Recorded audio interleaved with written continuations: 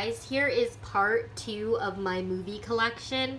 I have Little House on the Prairie, A Merry Christmas, and then I have season 1 all the way up to season 9 of Little House on the Prairie. I have every episode. I love them. I got the box sets for Christmas, actually, I think. And they're like my favorite. I also have 3 box sets of Dr.Quinn Medicine Woman, season 1, season 2, and season 3.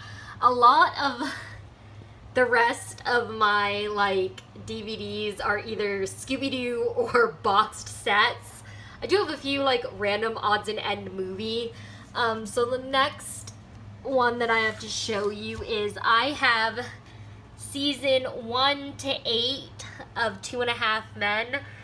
I stopped watching once they put Ashton Kutcher on to play after Charlie Sheen was out of the movies. I stopped watching because I don't know, it didn't feel right, the dynamic of the show. The whole thing was about 2 brothers and a nephew, and now it's this random dude just lets you stay living in their house. I don't know, it didn't feel realistic. It was it was an okay sitcom. I definitely would say it's more for adults, but I like it. I do. I watch a lot of I've got a weird taste in movies where I love kid movies, and then the movies I grew up with and all of those, but then I also like things like 2.5 Men, so I don't know. Little House on the Prairie is more I don't know, it feels more wholesome, I guess. But then again, there was this one episode where they there was a quarantine because of a virus that was deadly, and my heart was racing. I was ooh, I didn't don't watch that episode during COVID, because I was I don't like disease, and what if somebody dies? This ain't gonna be so wholesome then. The Book Thief is a movie that I got, and it's really, really good. I read the book 4 times. I love the book, so I had to watch the movie. And the movie did not disappoint. So then I have this old black and white film here, Rin Tin Tin, and it's got an awesome German Shepherd. How could you not love it? It's in black and white too. The Legend of Rin Tin Tin, and honestly, it's pretty good from what I've seen of it. I haven't watched the whole thing yet. I plan to. I just haven't gotten around to it. So then I have 2 of the Pirates Caribbean's movies. I have On Stranger Tides and At World's Ends. They're alright. I like the Pirates of the Caribbean movies. I've watched them a few times. I have Cats and Dogs, which is a good, wholesome family movie. I have The Big Bang Theory, which is a sitcom. It's really funny, and it always makes me laugh. I have The Secret Garden, and then I had Back to the Secret Garden, which I didn't even know they made a second one. Honestly, I liked the first one a lot. The second one didn't really appeal to me as much. The garden is dying, and I don't know, it just wasn't for me. It wasn't, it's all right. I don't dislike it. I watch it occasionally. I have Surf's Up, which is another kid animated movie. It's pretty good. You should watch it if you haven't already. I have The Dark Knight, because what is better than Batman? I'm kind of curious who plays Batman in this one, because I don't even remember. And Morgan Freeman. Is Morgan Freeman in this? I watched this? I don't think I've actually watched this one. So I don't know who plays Batman.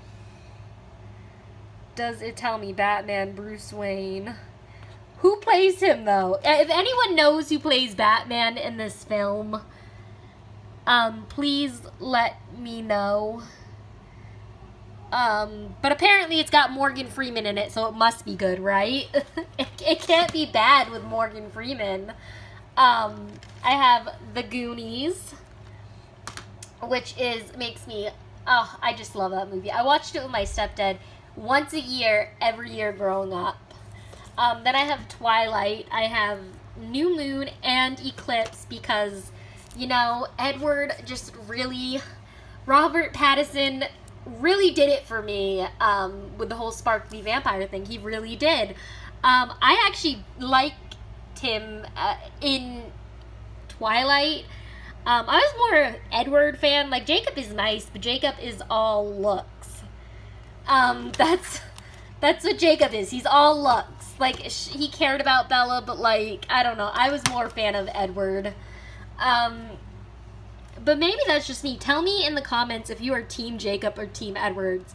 Don't be like, your opinion sucks, because that's not nice. Give me, like, some constructive feedback on which team you are and why. So then I have Monk, Season 1 and Season 4. I have the first 3 seasons of the show Psych, which is where this guy pretends he's a psychic and helps the cops, like, solve crimes. It's really awesome. They have, like, Psych the movie on Peacock, the TV app, in case you guys are wondering and want to watch it. I have the first and second season of Bones, and then apparently the 7th. I just, like, skipped straight till the 7th. Now, I love the original Law and Order. And I used to watch Law and Order, like, Special Victims Units with my dad, because he liked it. It